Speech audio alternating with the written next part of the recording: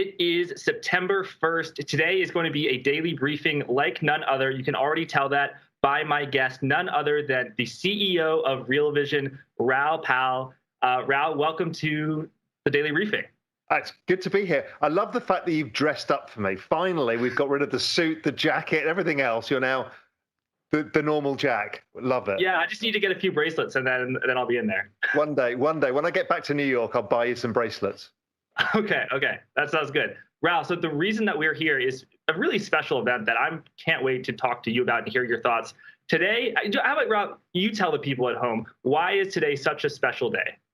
Actually, when you announced it's the 1st of September, it kind of went flooding back to, this was the start of Real Vision. We went live on the 1st of September, 2014, and it was a hilarious moment in time. Many people have heard the story, but the four founders were in different corners of the world. I was in Miami at the time.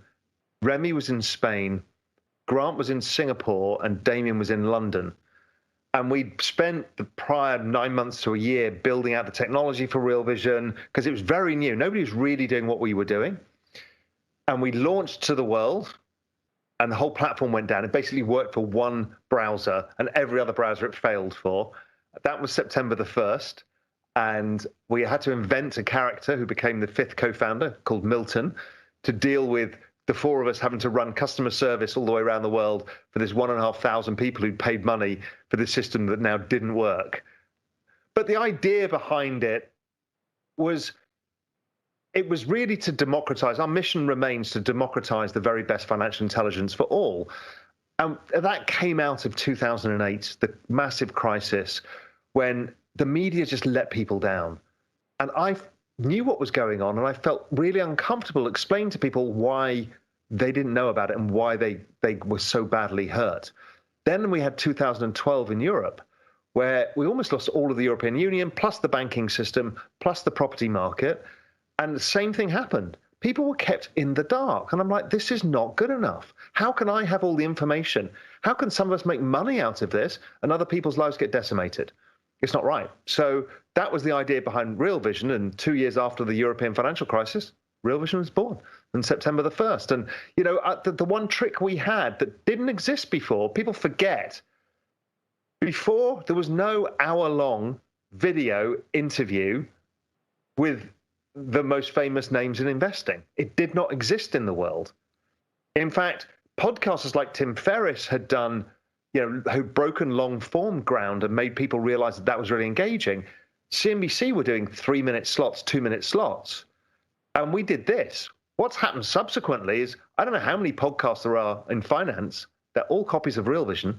We were the DNA of it all. And we continue to be innovators, and we've got a lot of innovation to come.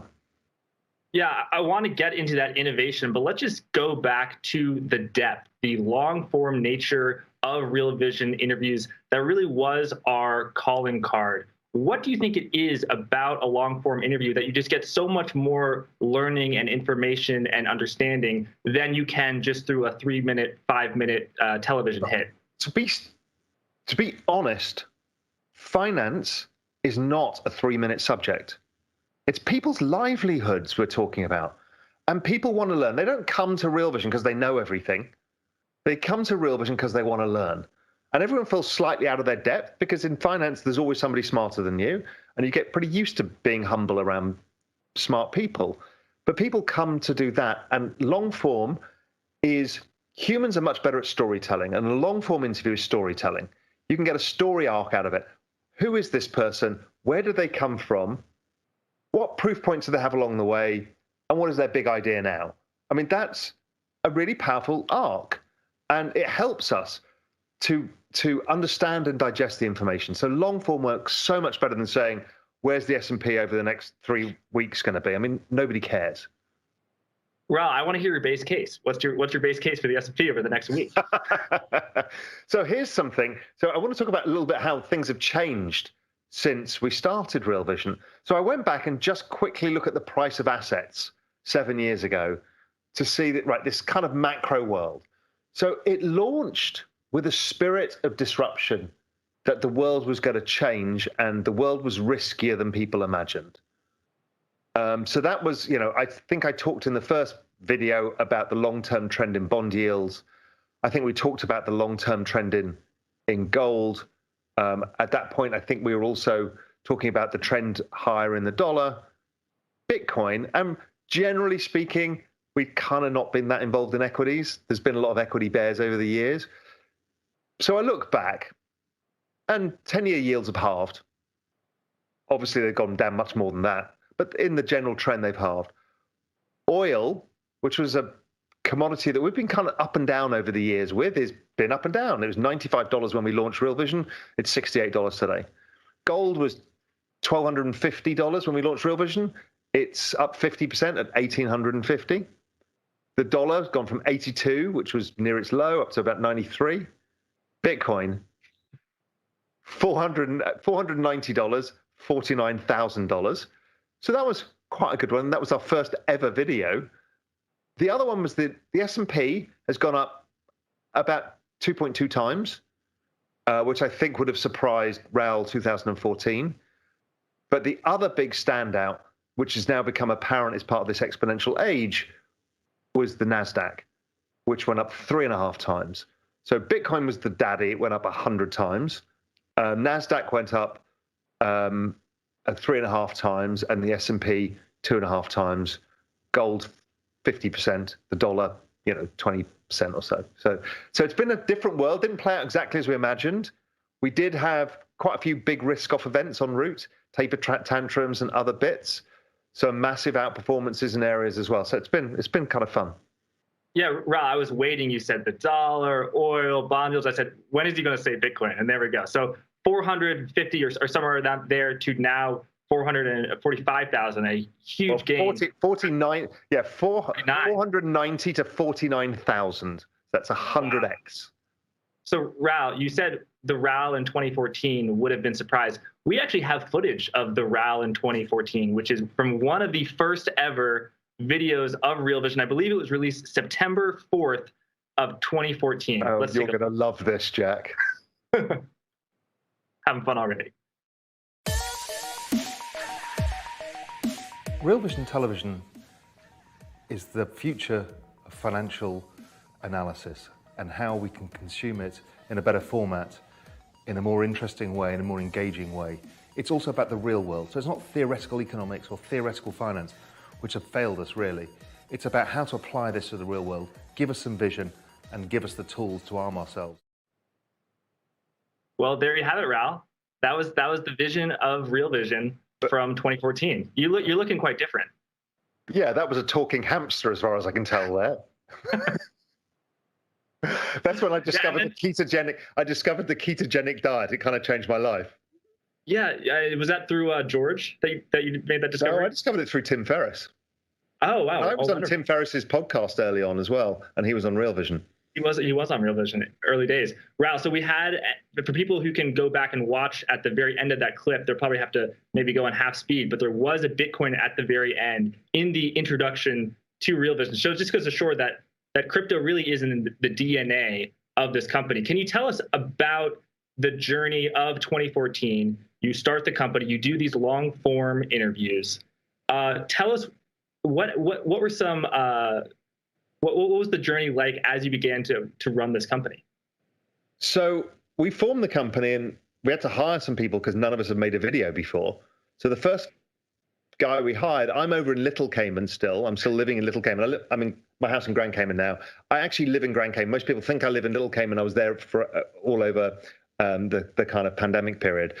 So I was over in Little Cayman and I was speaking to a friend in the bar there, and there's only like 4 people in the bar. And it's an island of 140 people. I'm like, shit, we need to hire a cameraman or somebody who can edit video. He said, what, you're starting a video company and you don't know how to do that? We're like, no, we're not media people. He goes, well, speak to Franz over there. And there's Franz in the bar. And he was a Belgian documentary filmmaker. And he joined us as employee number 1. Employee number 2 was working at the Marine Institute in Little Cayman, Tom Quigley. So there was a lot of, we didn't know what we were doing. We're in this minuscule little office in Cayman Enterprise City, But we started traveling around the world. Grant and I would get on planes around the world, started interviewing people, and we could see magic was happening in front of our eyes and that we were onto something massive. And we could just see the reaction of people saying, oh my God, we've waited all our lives for this. And we realized we were able to change lives too. So it's been amazing. Yeah, and tell us about you said the magic. The demand clearly was there. People were yearning for this. This is something that people were pining after. What was the response once you finally got, Hugh Hendry on an island, you talking to Kyle Bass, a 90-minute video with some of the world's best hedge fund managers, something totally different that people couldn't get anywhere else. What was the reaction like from the customers?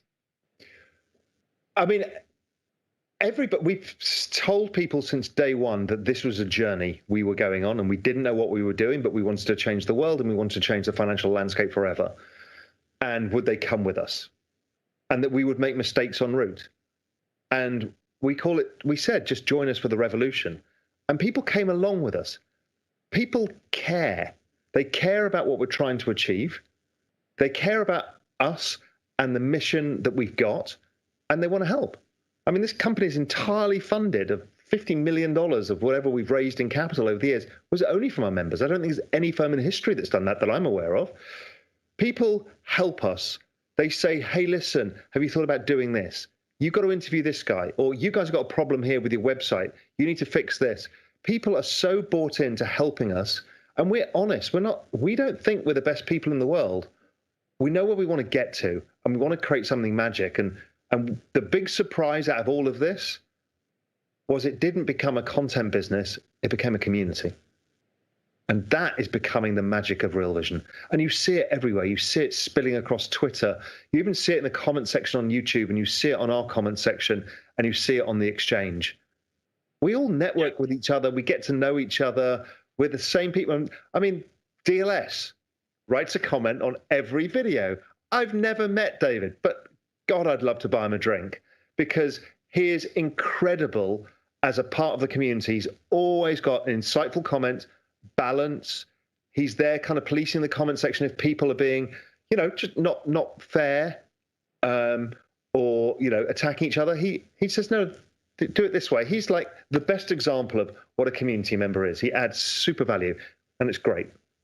Exactly. And most media is someone's on screen and it's a one-way street and someone's watching that. This is a two-way mirror where people are commenting and someone said, oh, Jack, you got that wrong. It was the GDX, not the GDXJ. And I'm like, oh my God. So it's that interactivity. But then they go on to the exchange and say, Jack was talking about the GDX. Have you guys seen this index? It might be better, the HUI and blah, blah, blah. And then they start talking about it. That is magic. And then they create content, ideas. Yeah, and the exchange is really the next level of that. So you alluded to David, or DLS, as he signs all of his comments. Those were comments under the Real Vision video, but you took that comment and our tech team at Real Vision, and we made an entire platform for our members to share ideas. Just tell us a little bit about why you came up with that idea and why you thought it was so important to have the exchange. Because I could see that people wanted to talk to each other. We had live events and people just wanted like-minded people. Look at the internet. It's fragmenting amongst groups that want to have shared common interests. And Twitter's too short form, and you don't know who's kind of in the Real Vision way. And the Real Vision way is kind of respectful, thoughtful, can be from any background, don't need to be in finance. So I thought, I just want to give everybody a place where they can share their ideas, their videos, their thoughts, ask the community questions, because we can't answer all the questions, and nor should we, because the hive mind is smarter than any one of us individually. And that's proven out time and time and time again, how incredibly smart that group of people is. And that exchange, now we've just relaunched it with a cleaned up version, it's going to be amazing. Yeah, it is amazing. We actually have tons of questions, something like 40 questions. I posted in the Exchange 2.0, which I definitely will leave a link in the description below, which I actually believe is now available only to Real Vision members. Before it was more of an open platform. Now it's sort of a hive mind, and hives are sort of closed-ended. So we actually have a question. You've talked about events. Ernesto wants to know, when is the new Festival of Learning coming? It's coming about time we bring those amazing minds back and give their look for 2022. Also, he has a question about the carbon trade. And this is one of the very active users of the exchange, and I appreciate Ernesto for all of the efforts you put in there. Festival Learning, I don't know. That's Shannon's manner. I know that we've got something coming up on the crypto side. I'm not sure when the next Festival of Learning will be, but we will keep bringing it. And that's just a prequel to what George, and many of you have met George in the past, seen him around the platform. George is building out education across the entire business. So you've seen it with investor tutorials. You've seen it with the masterclass series. You will see a full trading course that's coming, a world-class course that we did in conjunction with somebody else, very well known. And there's going to be just more and more educational style content that dovetails in with our existing content. Even Real Vision Pro subscribers get Roger Hurst's breakdown of the big, deep macro conversation that Julian and I have. So not only the Festival of Learning, but education is going to be a core focus. And over the next 12 months, we'll see massive changes where education will be a big part. Yeah, and that educational content is some of my personal favorite content. The tutorials, the person who's giving the content is Jamie McDonald, who's a former portfolio manager for Stevie Cohen at Point72, and so many videos on options, on futures, on inflation. That and Roger too is phenomenal, breaking down what you and Julian talk about. I like to think of it as sort of the regular Real Vision content is you get to be a fly on the wall and listen to these conversations. Whereas the educational content is explained to you. It's not dumbed down. It is extremely complex, but because they sort of it's didactic, it's educational, it's in a shorter format that actually explains what it is. So rather than just say, oh, the Eurodollar this, Eurodollar, I'll be honest, Raoul, when I first started working at Real Vision, I probably heard you say the term Eurodollar probably about 80 times before I actually fully understood what it meant. So this is a sort of runaway where actually you have Jamie or you have Roger say, you know, that thing that Raoul just said, that really smart, this is actually what he means, because sometimes it's hard to understand. Yeah, so definitely more of that coming, Ernesto, don't worry. Yeah, all right, we've got tons more questions. Oh, we've got a question from Mudsher who says, hey, Jack, ask Raoul for an update on the Cayman Island party. So we got really close to pulling the trigger. We were in talks with government about, can we get airlift in, i.e. get planes from Miami, because none of the airplanes were running. We thought we could have this open window, and then the Delta variant came, and it's like, government couldn't agree that definitely we would be able to host it. And the last thing we wanted to do was sell 2,500 tickets and have nobody turning up on Ireland, because that would have been the Fire Festival. So it will happen. It just won't be the end of this year, which is annoying, but we will plan something amazing. Okay, Raoul, before we get into the community flywheel, and I really just want to ask so many questions about that, let's quickly tell the people watching about some of the new content that they can expect on Real Vision, particularly some of the content that you're working on. Tell us about that. So I want to split up my content so people know what narrative arc I'm taking them on. Because, I'm a guy who follows multiple different things, and I want to make it easier for people to understand the journey I'm taking.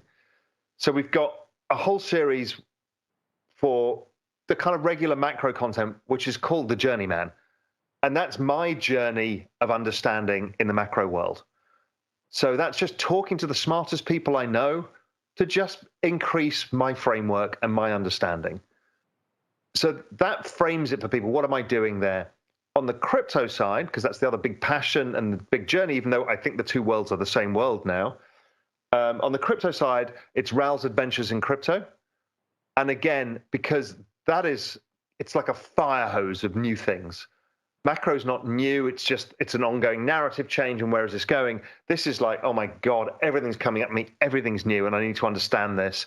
And so I'm going to be the conduit for people, and I'm going to take them on that journey of understanding, where I'm going to talk to people to find out, okay, what's going on, what really matters, where is this all going?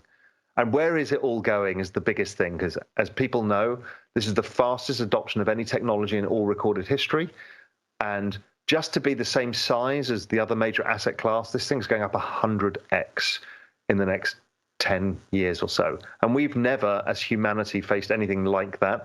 this will be the largest wealth distribution in all recorded history if that happens as well. And I want to take people on that journey. Thanks for that. Yeah, Raoul, the fire hose, the fire hose was most powerful for me when I heard you talk about yield curves on digital swords and how they were just popping up everywhere. And I'm like, oh my God, I'm struggling to understand this. But Raoul, tell us about community. So we have, in 2014, we started making these videos. In 2015, a lot, it was very successful, but it was very cloistered. It was, hedge fund managers and portfolio managers who were paying a premium, but it was compared to the, billions of people in the globe, a relatively small percentage. So take us from Real Vision being one of the best kept secrets among professional investors to the vision of it being something much bigger, of democratizing finance for everyone, including people who are not hedge fund managers. That transition happened. I was getting very disheartened around 2017, 18, somewhere around there. I can't remember the exact date, because I felt we were being too smart and too niche. And that culminated in us charging $600 a year for Real Vision. We had one product, it was $600 a year. And yet our mission was something different. It was to democratize for all. And I'm like, this is not right. We're going down the wrong path.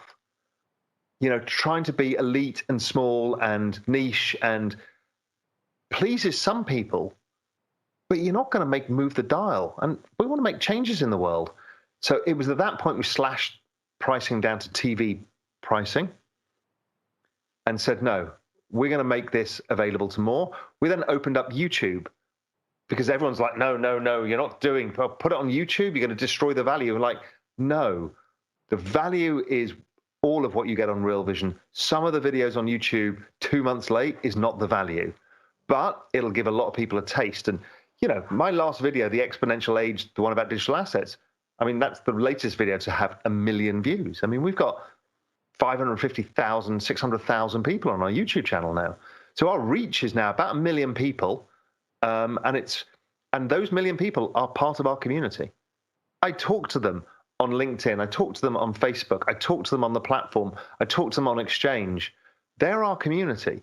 Our community, we can't tell them where to hang out. We'd love them to hang out in the Exchange, but we're bigger than that. And community is the most powerful business model of all, because communities are something you feel part of. Audience is something which is a passive thing. Community is an active role that you play. And your job in a community is to make the community better. Like you do with your local community where you've grown up. You want to make sure you're a good citizen for that community. And then the tokenization of communities is something I've been talking about, and I wrote a long article about. This is superpower to this, because now your community members have a stake in your community, a stake in what value you create, what value they create, and everybody wants the community to thrive. And it's not all about necessarily a token price going up. It's about bringing a lot of people in and giving them value and tying them into that value. And, this is where we're going. We will launch a Real Vision token at some point. I just need to get there, but I keep talking about it. It's a bit frustrating to me that it takes so slow to get there, but we will get there, because I truly believe, if you have a Real Vision token that you can earn by posting great stuff on the exchange that engages our members, that gives you a discount to Real Vision Pro, and you've then Renew Pro and you get more tokens, and maybe you want to launch a newsletter service on top of Real Vision, or your own video show on top of Real Vision, and you get an audience and you get paid in tokens and you create an economy. Yeah, I think that, I was just reading that article. I think that idea is so brilliant. And tell us, because when you first got into crypto, you've been into crypto a long time, but you were very bullish on Bitcoin for a long time. The argument for Bitcoin is there are 21 million of them, and then the denominator, which is the money supply, keeps going up. So it's only natural that Bitcoin will go up as well. So it's sort of a macro argument, whereas talking about tokens and talking about Ethereum, that is something that's completely different. So you write that about Like Raoul, just because can you explain for the people what a token is, a social token? So, like, let's say I'm an artist. I know a lot of the work you've done is on the music industry. I'm an artist, and I'm reasonably successful punk rocker. I'm playing the bass in a band that we tour. We have millions of listens on our Spotify. Explain what the old business model is, and and this is crucial. So the old business model is you make music basically for free now, which costs you money. You stream it on Spotify. They pay you very little in return. Of that very little in return, you're paying the agents, the music publishers, lawyers, anybody who touches the IP, and then to access your audience to tell them about it, you're generally having to use Facebook, Google, and other things. And that may cost you money too, buy our new album. So 80% of the economics of all the music industry disappears. So what do musicians do? They have to tour because there's no revenue left. So what is touring? So they've created now top of funnel, which is Spotify, like we have with YouTube. But touring is about scarcity. It's a one-day event where this group of people meet that band and listen to this set of songs. And you pay for it, $100, $200, whatever the number is for that particular event. But that's all they can do. That doesn't scale easily. They have to take trucks on the road. They have to do all sorts of stuff, right? And they have to pay everybody. So it's a hugely ineffective way of doing things. Obviously, there's magic in live music, and I'm a big fanatic about that stuff. But tokenization changes. Oh, also, people like Ticketmaster and StubHub. So there's Ticketmaster, they'll take a fee for selling the tickets. StubHub, well, they will kind of scalp the tickets. And then behind that is high-frequency trading of tickets. Everybody is taking some money off the artist. And in the end, the fan has to pay more. So tokens change that. Because once you get tokens in the hands of your audience, you now have a direct relationship with them. You're all token holders in the ecosystem. Tokens can be used for ticketing because they authenticate something. So therefore, you can't be scalped on your tickets because the ticket is authenticated. So that gets rid of those people. If you have a direct relationship with your audience, then you get rid of Google and Facebook. Yes, you may still approach them there, but because they've already got tokens, you know who they are. You don't now have to pay to access them. Then, in addition to that, IP, intellectual property. Well, that currently, it should be tokenized. And I know that just announced, I spoke to him the other day, is Blau is working on that, which is the IP rights in a business called Royal. So the IP rights can then trade as tokens. So that means Jack can go on TikTok, because you're kind of that age. You can go on TikTok. You can see that your artist that you like is launching 10 songs. They're all NFTs, and you can invest in a fractional share of the song that you think is going to do best. You get a share of the IP rights, maybe for the first year. You put your $100 into that token, you're now incentivized to go on TikTok, Facebook, Instagram, anywhere, and get that song played and get it viral. So you and the artist are now working together. And if it goes up, your token's going to be worth more money. Maybe you find the next, whoever it is, Lady Gaga, and before you know it, that $100 token is worth $100,000, and you've played part in it. That is how you bring communities together. And this applies to brands, musicians, anybody with a community, because network effects then apply to everybody. And everybody wants to grow the network. And this is another, you talked about how this is another layer of value. It's not just like an equity and then a bond or a commodity or a fixed income product. It has elements of an equity, but also of a commodity, because as a fan, when you do something, you can earn some and create more of it. But also, in order to retain the value of the network and make sure there's not runaway inflation, some activities cause a burning of other tokens in order to limit the supply. Tell us why that's so important. Yeah, so it's limited or managed supply is important, because if not, it becomes like air miles. The air miles that you have every year have like a 10% inflation, and they lose purchasing power. So to maintain a good community, you don't want to destroy purchasing power, which is why we're not getting a particularly good community in like the US and the UK and Europe, because we're not maintaining purchasing power of the currency, because we're debasing it, and it creates social unrest. So if you create social unrest within your community, you're actually devaluing the community. So yes, so for, let's say, certain events that happen, you can burn the tokens, new tokens get issued for certain things, and there's a scarcity within that. And you it's not easy to do. Token economics is not easy. So you have to create, it's behavioral economics plus technology, all of these things together. But once you get it right, then you're incentivizing everybody to do something differently, and you basically create a community turns into a sovereign state. Sovereign states have a leader, a mission, a set of rules, and generally a set of money or value. The same thing occurs for ultra big, complex, adaptive societies like religions. They all operate in the same system. Bringing money or value that exchanges on the internet creates the ability for every community to be essentially its own sovereign state with its own set of rules, own set of money. Amazing. So that is on the horizon for Real Vision. It will be a challenge. So no timelines, of course, but that's on the horizon. We've got an even bigger question from from Sailing Tailors, perhaps a reference to Michael Saylor, says, where do you see Real Vision 7 years from now? We talked about the history 7 years ago. What about 7 years in the future? I would see Real Vision as being the single most important place for finance. I think of it, it's going to be a platform based around a community.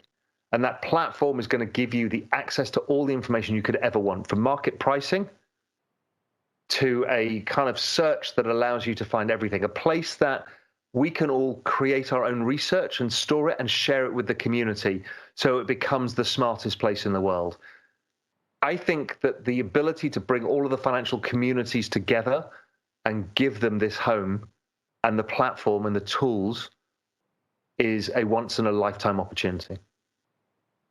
Wow. And Raoul, tell us your vision for the content.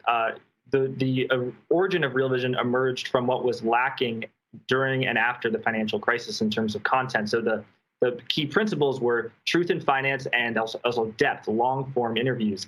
How have the changes that we've seen over the past 7 years made you think about the new things, the new improvements, the new iterations that the content needs to have in order to meet the demands and needs of today? I think there's a number of different levels of this. One is we can repeat the same thing and do it to India. We can do the same thing for a Spanish-speaking audience. There are lots of audience underserved in this content. So that's pretty obvious. Not easy to do, but doable.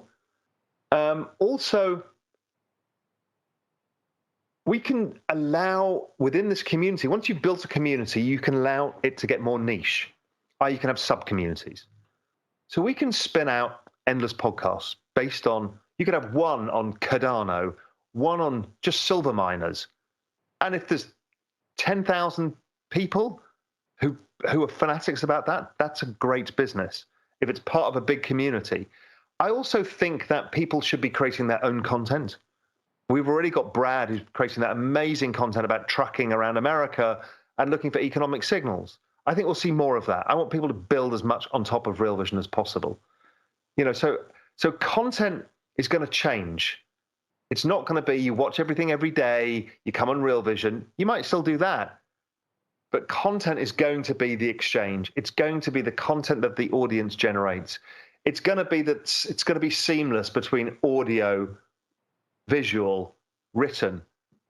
We will reach further parts and deliver different bits of information in different ways to different audiences. So we've got a lot to learn, but the media business is moving fast, and we have to move fast with it. Yeah, I think a perfect example of us moving fast with the news cycle was the daily briefing. A core, not a core, but at the beginning, Real Vision's mission was, we're not going to focus on S&P up, S&P down, and sort of the news of the day, because that's just noise. The real signal is having a macro framework. But it's having a macro framework, it can get pretty volatile when the S&P crashes 30-35%. So that's why we created the daily briefing, right? Where we could actually, market is limit down. You can't have an interview film on February 15th when the S&P is here and then have it air a month later when it's here. And also, I get more out of it. And what it is to show people how news is a data point in the overall macro. And that's the key thing. People get too carried away by news and don't realize it's all part of the larger narrative. Is the economy weakening? Is it strengthening? Where does this fit into these data things? All of that, we're actually teaching people how to understand news and what price action really means. And we do it really interestingly because we've got a chartist like Tommy Thornton. We've got Tony, who's a trader, different time horizon. We've got Darius, who's basically a model-driven guy. We've got Peter Bookvar and a few others who come on regularly, Jim Bianco, who are more classical macro analysts, who maybe have a slightly longer-term view. This is purposefully done. It's purposeful because everybody needs to find their own style, but they also need to understand how everybody else thinks.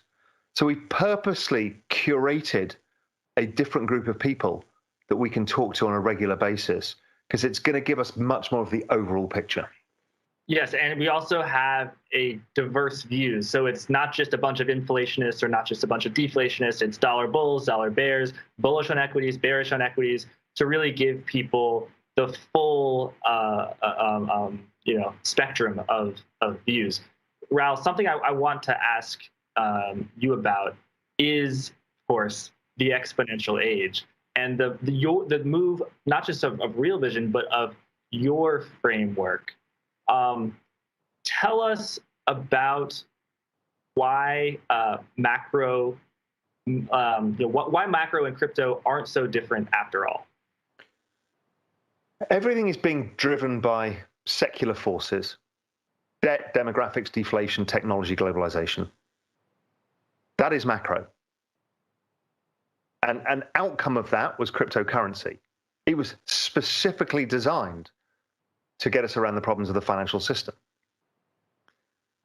That has now become broader, and it's offered itself as a solution to the macro problems that are at hand. The world's most indebted economy being the US, the most indebted global economy in world history, and all of the issues that we face, this demographic bust that's going on, and also, dealing with globalization at scale and technology. But then technology keeps rearing its head because it is a huge driver here, because it's replacing jobs at an alarming rate. It is also creating opportunity at a rate unprecedented in all human history.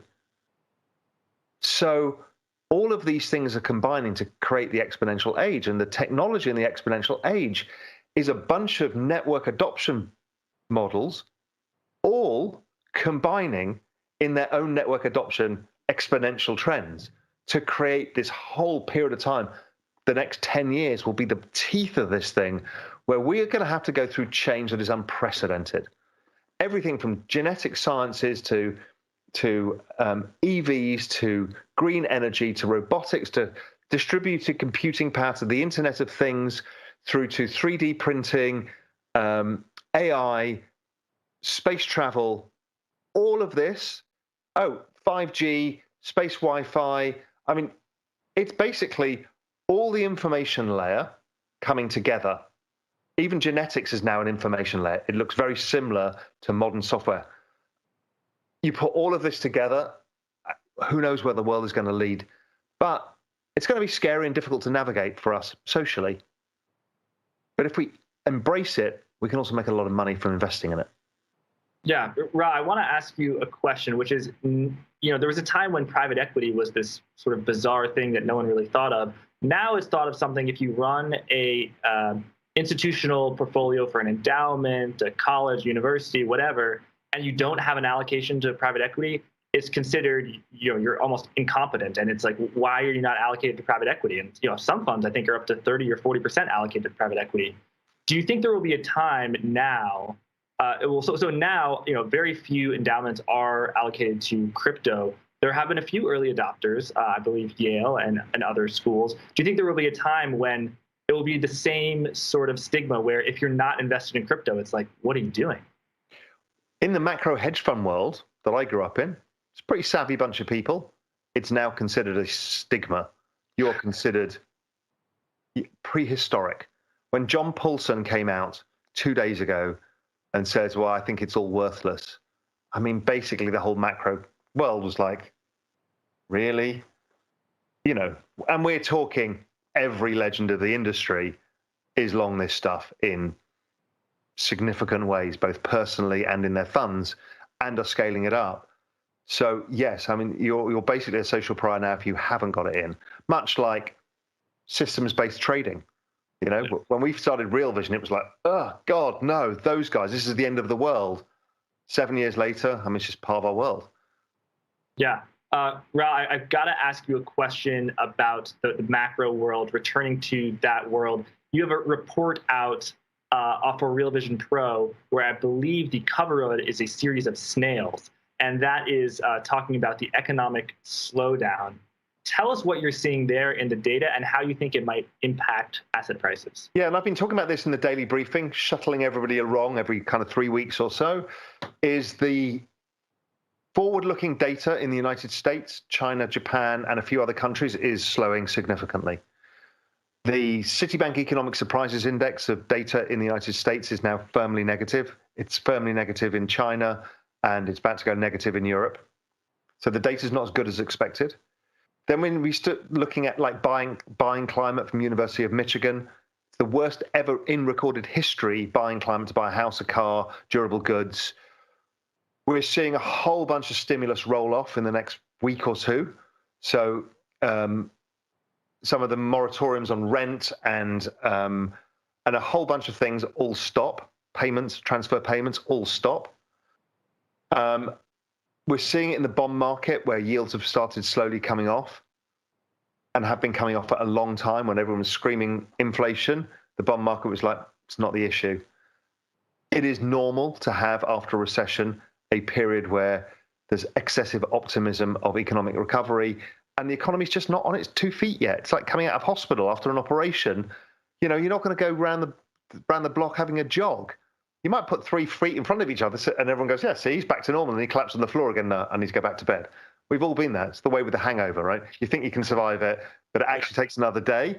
It's exactly the same with recoveries. And we're not there yet. So we will, and David Rosenberg's been talking about this, and a whole bunch of people, Jim Bianco, is we are likely to see the economy, the global economy, slow more than expected. I'm not talking about another recession, but I think it probably ignites asset prices again, because if you even get a sniff of a slowing economy and the Fed aren't going to taper, boom, up goes the tech stocks, and they look already like they're about to do it. Crypto's just exploded higher. This is the world we live in. And, a lot of people don't like it.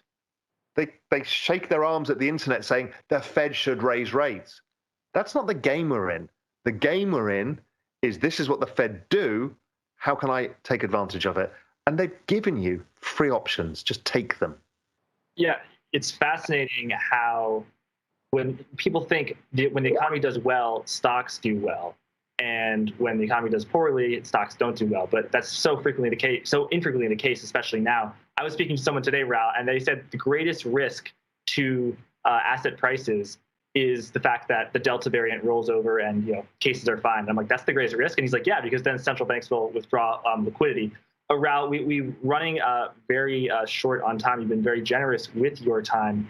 As we close, what's your closing message for people on the 7th birthday of Real Vision? What are you going to leave our audience with? So I read out a bunch of changes in the key instruments from 7 years ago to today.